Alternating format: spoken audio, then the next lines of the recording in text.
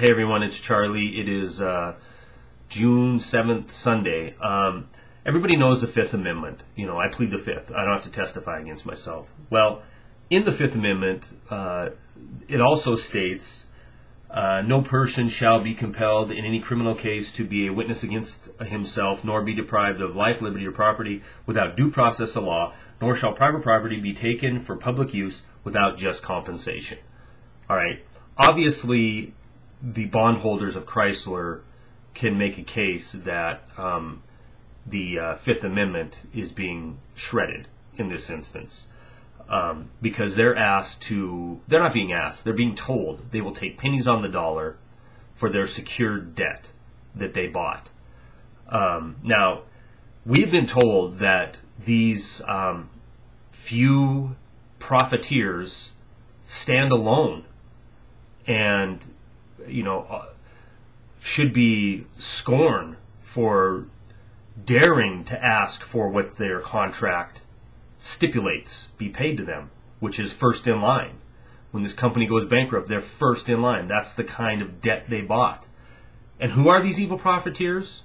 Well, here's one of them. Indiana Pension Fund. Yeah.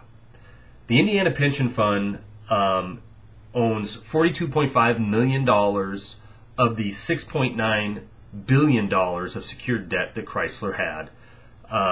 And they bought into Chrysler. Why? Why did they buy bonds? Because they needed that debt to be secure, because pensions rely on it. Obviously, when they're taking pennies on the dollar, these pensions are going to be wiped out. But the Indiana Pension Fund is trying to block this sale. So they have a petition before Justice Ginsburg, and she's going to be looking at it tomorrow, to halt the sale of Chrysler, or should I say the breakup and give away of Chrysler to Fiat, not under the Fifth Amendment, which is obvious that's being violated. They're doing it under the grounds that the TARP money is being misallocated by bailing out auto industries. So tomorrow will be interesting.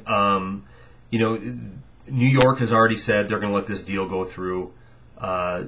Justice Ginsburg in the Supreme Court is the only chance of stopping this. Personally, I hope they do stop it, but I think the fix is in. I don't think that they will let this sale be delayed at all, because that would only make more problems for the GM bailout.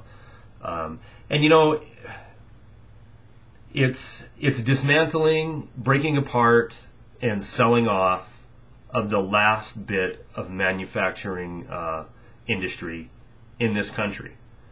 And we can be told, it started out with, we can be told that they can't go into bankruptcy. Bankruptcy is good. Downsizing is good.